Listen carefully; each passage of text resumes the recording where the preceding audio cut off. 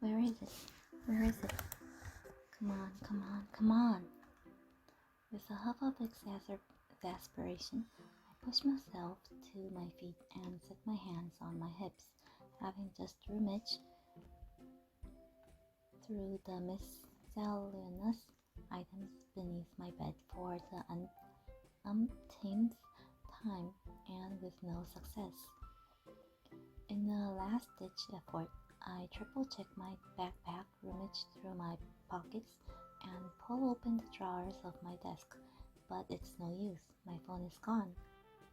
Hazel, it's time to go, sweetheart. My mom's voice rings from the kitchen, and I know I'm already late. I have no choice but to abandon my search. A feeling of dread and disappointment slithers through me as I sling my backpack over a shoulder and head downstairs on my way to school, minus my phone. It's been missing all weekend, and I might as well have lost my head because that's how useless I feel without it. I try to recall where I had seen it last, but the only memory that comes to mind is one of Gray Jansen holding my phone out of reach with that infuriating smirk of his plastered on his handsome face. I shake my head to clear the thought of how I had helped him that night before I had known who he was. I had gotten my phone back from him in the end and slipped it into my pocket for safekeeping. But curiously, I hadn't seen it since.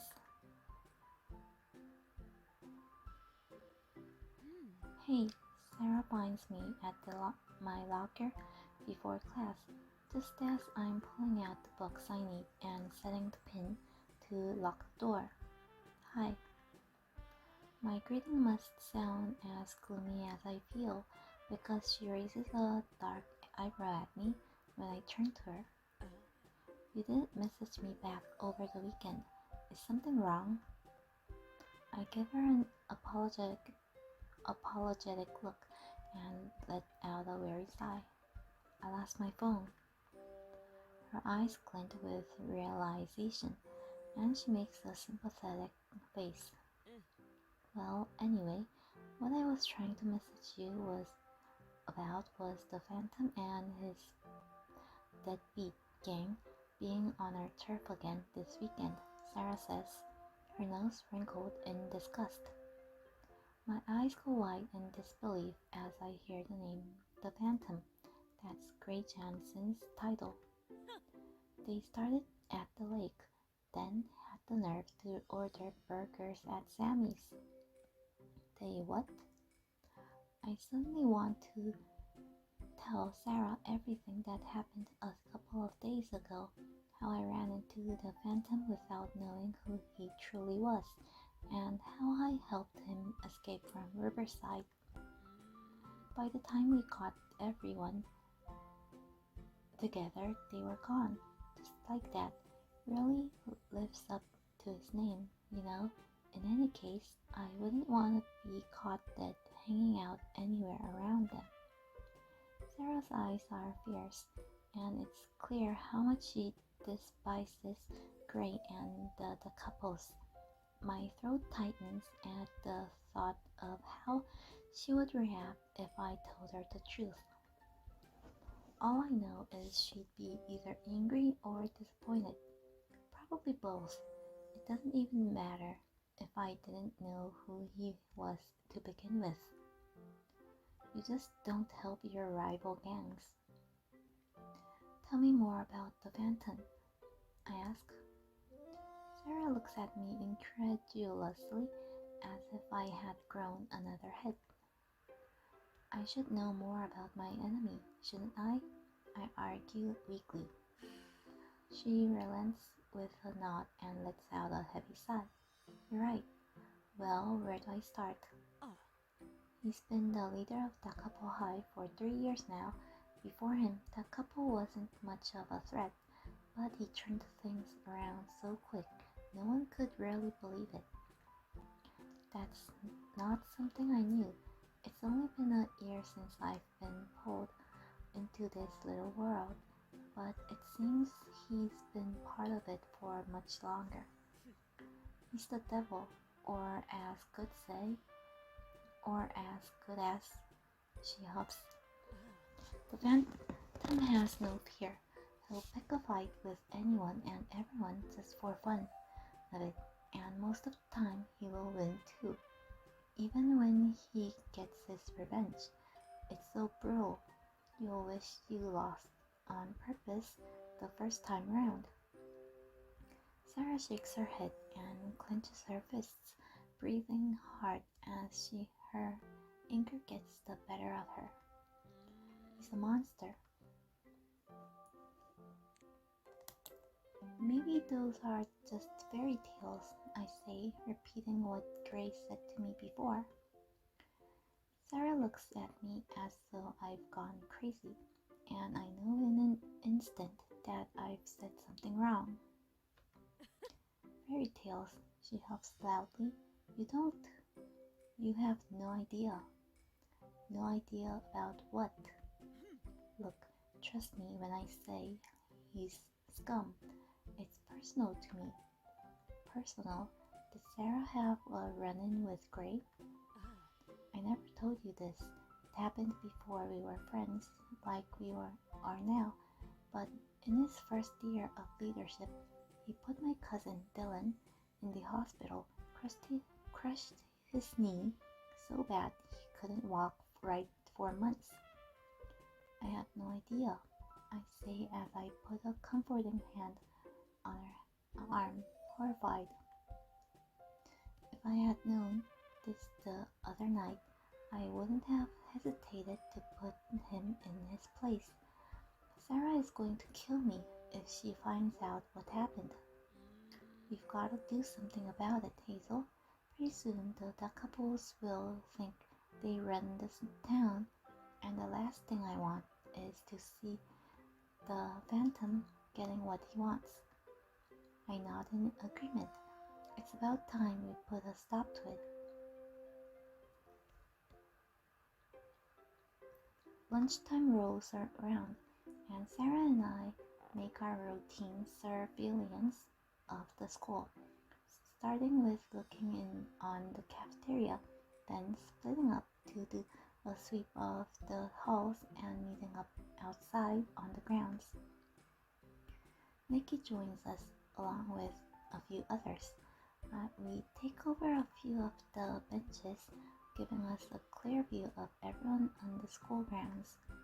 This spot was occupied by previous leaders of the school. Now it's mine. My mind drifts a little, lingering on the concern that not only Riverside had been on our turf last week, but Takapu too. They're becoming bold, and it worries me to think that they're not taking my leadership seriously. We've got trouble, says one of my gang members. I follow his eyesight to the front gate. A large, burly looking guy stands near the gate. Looking around, the students nearby eye him warily and back off quickly, most of them in fear. Who is that? I ask, taking in his appearance with a certain apprehension. Being a relatively new leader, I'm still learning the faces of our many enemies. Nikki's been with the gang a lot longer, and luckily for me, it's full of information he's willing to share. Jed the Blower, the Phantom's right-hand man. My heart beats unsteadily in my chest at the mention of Grace said to, and all kinds of wild thoughts lodge themselves in my head. What the hell could he be doing here? I'll take care of it, Angel. No use running your lunch for this filth. Nicky pushes himself up to leave, and I grit my teeth. I'm thankful to have members willing enough to share in the dirty work, but my bones are aching for a fight. I'll come with you, Sarah says quickly, following after Nikki. With a nod, a handful of people in the group peel off to follow the two of them. If this guy truly is associated with Phantom, it might be best to keep my distance for now. I inch a bit closer to be able to hear them from here. My eyes snap to Jed, his presence as ominous as ever as he looms under the gate. His hoodie is pulled up and makes him look like he's up to no good. It doesn't take long before the gang has surrounded Jed. He looks surprised. I'm guessing he's quickly realized he's outnumbered. What are you doing here? Sarah is the top one to step up. I'm looking for a girl. She's got green eyes, red hair. Jet speaks, and it isn't what I expected. His voice is softer somehow, but that doesn't stop the blood that drains from my face at his description, and all of a sudden a rush of confusion hits me. Is he talking about me? Is he out to get me? There's no girl here for you, Nikki threatens, his fists clenched at his sides. I have something that belongs to her. I'm not leaving until I return it. Jet doesn't back down, instead taking a step forward to show that he doesn't intend to leave without a fight. I'd leave quickly if I were you. Sarah squirrels up to meet him, completely fearless, though she stands a good foot shorter than him, before Angel is forced to intervene. Sounds good to me. Let me speak with him. To him. I scoffed darkly. How typical of him to assume our leader would be a male. I'm already annoyed enough with him to want him off the school grounds. Hey, you stupid giant. Sarah grunts loudly. How about you get your facts straight before you come waltzing in here? Like I said, I'm not leaving until I find this girl. You don't get to make any demands here, you duck-up of filth, says Nikki with disdain. You should be taught a lesson, says another one of our gang members. The rest of the gang murmurs in agreement. Sarah looks back and catches my eye. She's waiting for my command on what to do with Jed. My heart pounds in my chest. These types of decisions are always the hardest to make. He hasn't exactly done anything wrong, but he is trespassing our territory. A leader needs to make a stand. Do we teach him a lesson? I shake my head at Sarah. She nods to let me know she understands. I don't want it to get out of hand. Whatever. Leave now while you still can, says Sarah with a huff. Nikki steps forward in an attempt to usher Jet towards the exit, but he doesn't budge. I'm not leaving until I've met with the girl, he insists. When two of my guys take him by the arm, he lashes out, and it takes less than a second for all hell to break loose. Jet takes back both my guys before the others have him pinned down. The deafening sound of their relentless beating rings through the air, leaving Jet bruised and bloody on the ground. This is not what I wanted. I wanted him to leave peacefully. Shit. The gang leaves him alone as Jet gets up and finally moves away from the school gates. Spending another day without my phone has me growing anxious. I usually get calls or texts from the gang alerting me to any activity, but without it, I feel hopeless. I leave my last class for the afternoon, heading towards my locker to pick up my things when the students around me begin to buzz, chattering and whispering furiously amongst themselves. It's when the crowd heads toward the quad that my suspicions are on high alert.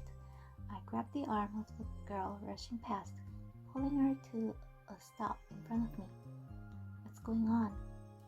She recognizes me at once, her eyes going wide and her face pale. It's, the Phantom is here. What? As the student surges forwards, I move backwards, one foot behind the other, while my heart thumps a crazy rhythm in my chest. No! Why is he here? Is it because we beat up his second hand? The last thing I need is for him to reveal to my gang that I helped him the other night. Given Sarah's reaction to him earlier, and the story of her cousin Dylan, I can only imagine the fallout of such a discovery. I have too much to lose if they find out. I can't let them see this. See me. It must only be 15 minutes later when Sarah finds me on the school grounds, huddled up in our usual spot. I've been looking for you everywhere. She rushes to my side, and I look up slowly, forcing a smile. And here I am. With an annoyed roll of her eyes, she sits down next to me. Gray Jansen is here. So I heard, I mumble. What did he want? He issued a challenge because of what happened yesterday with that guy, Jed. Seems I was right after all. I'm sure Nicky can handle himself against him, I say dismissively, even though I'm not entirely convinced. Nicky is quite small of stature, despite his large appetite for battle. When Sarah doesn't say anything, I turn to her, finding her gray eyes fixed on me in disbelief. The challenge was for you. What? He specifically said for Angel to meet him tomorrow night, 10 p.m. at Caulfield Park. Can you imagine, Hazel? If you win, which you totally will, you'll have bragging rights for, well, forever. I swallow thickly around the lump in my throat, unable to share in the excitement, and Sarah gives me a look. Is everything okay? Yeah, I just... If anyone can do this, it's you. How about you come over to my place and we'll get ready together, then we'll head to the park later. I nod, knowing I don't have much of a choice. I'm not afraid of a fight, I never have been, but the circumstances around this particular one are less than desirable.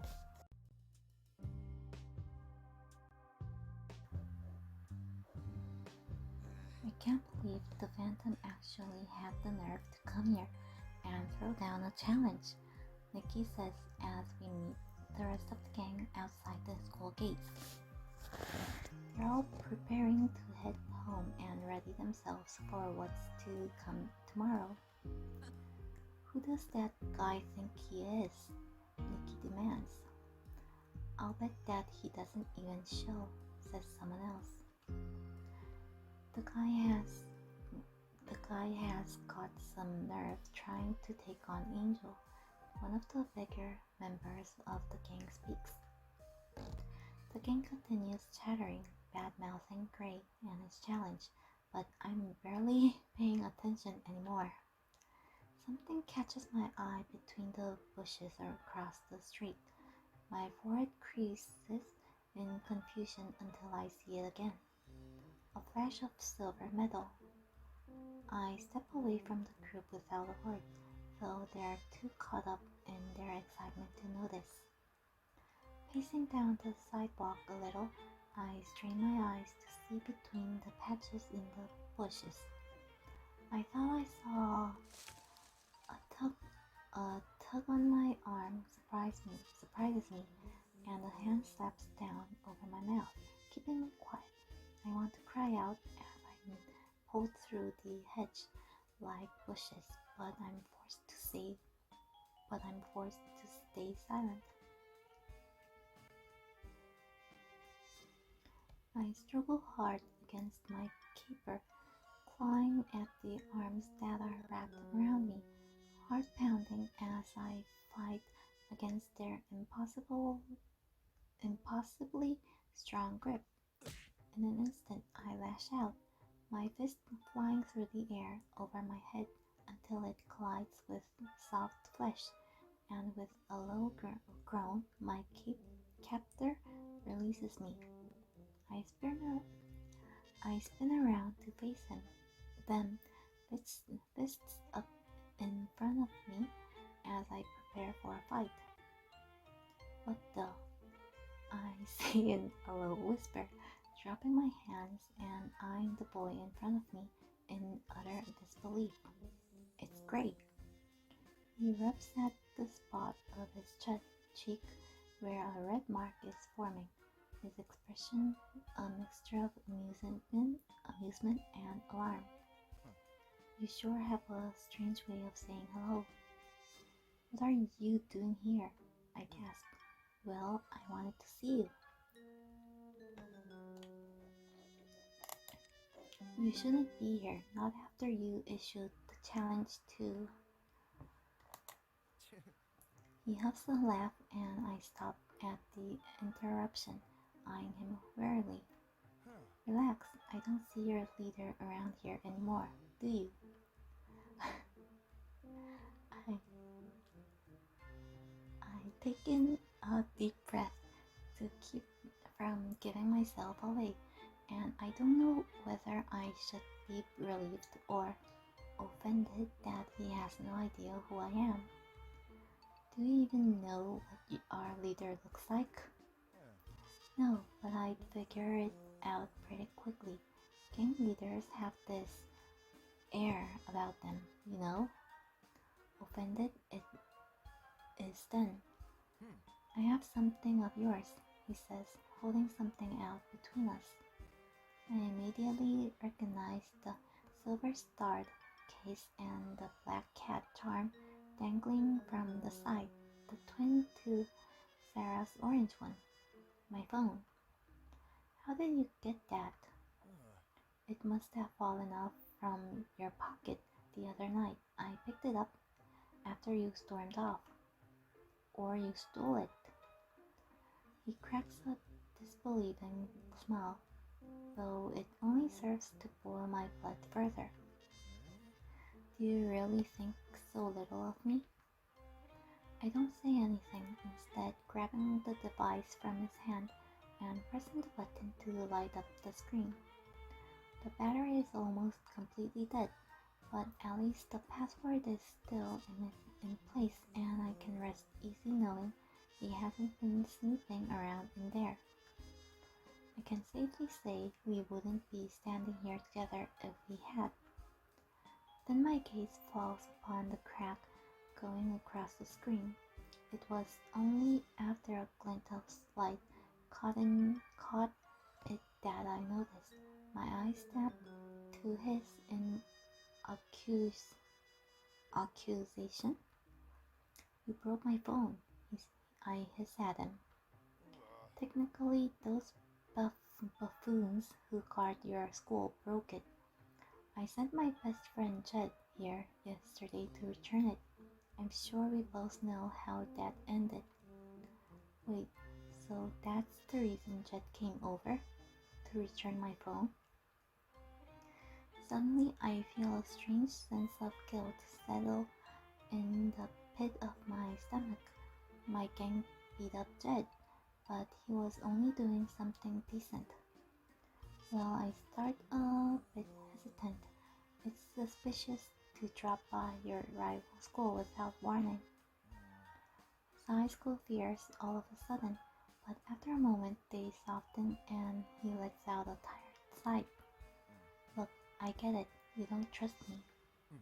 I come to your school unannounced, issue a challenge to your leader, and kidnap you from right under everyone's noses. I stare at him, unimpressed, and he lets out a breath of life, laugh, his dark hair falling into his eyes. Despite our obvious differences, I only had the best intentions. I figure your phone was quite important to you. I don't know whether I should thank him or not. It's all very conflicted. He's not supposed to be nice to me. Thanks. I finally admit. If only he knew who he was dealing with. Perhaps telling him would be worth it to see the look on his face. Stuffing my phone in my bag for safekeeping, I turned to find a way back to the street, stopped. Stopped in my tracks by a hand gripping my arm and pulling me back. Wait, don't leave. I can't wait. I can't watch you walk away without at least knowing your name. You don't give up, do you? Not when I see something I want.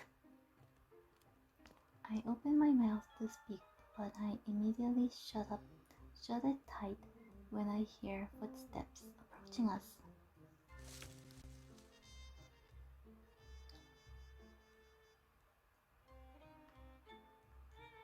Thinking quick, I push Gray out of view into the bushes and cover him with my body. I can't let anyone find out he's been talking to me.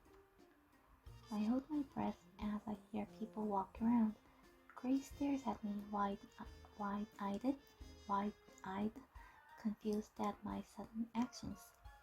Well, shh. I hush him and cover his body even further. We can't let them see you.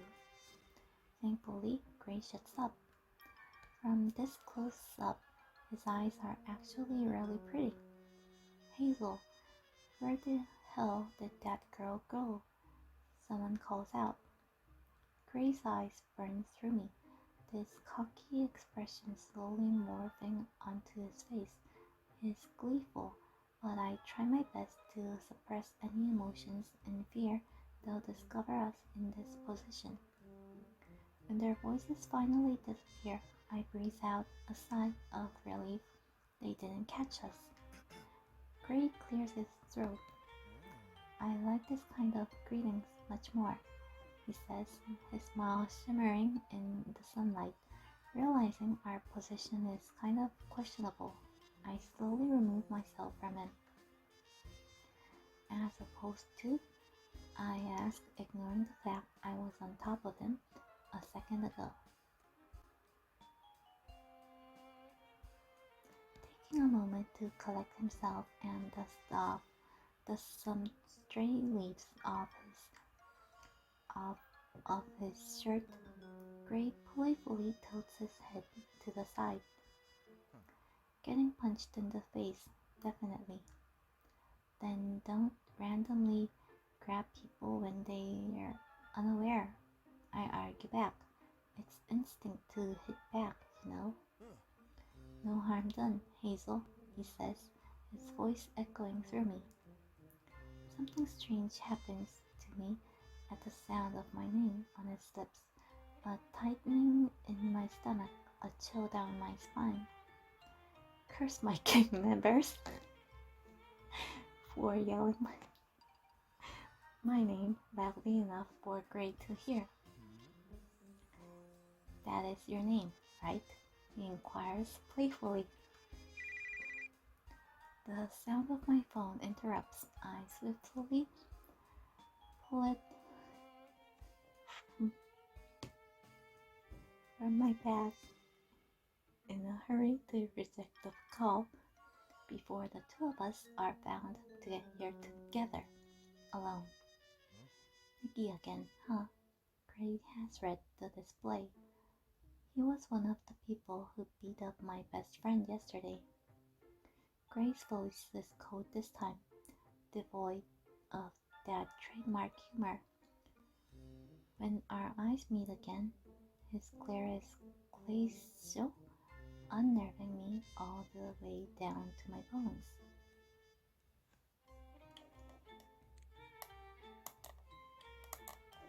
Don't look at me like that, I say, unnerved by the weight of his crushing gaze. Like what? Like I can't stand the thought of you having anything to do with the morons who beat my best friend to a pulp? I say nothing, afraid that if I do, I'll give myself away completely. Meet me at Caulfield Park tomorrow night, after I've finished giving her leader nothing less than what he deserves. I'll take you out to celebrate. There it is again. He. The sound of that assumption coming from Gray's lips annoy me more than I want to admit. A spark of anger ignites in me as I look up at him. Our faces so close, his warm breath rolls over my skin in a way that makes me shiver. Is that an order, Phantom? It's a request. I purse my lips, trying to prevent the corners from tilting in satisfaction. Maybe it'd be worth it, showing up as Angel just to see the look on his face. In fact, the more I think about it, the more excited by the prospect I get. Wouldn't it be the least that he deserves? So, will you be there?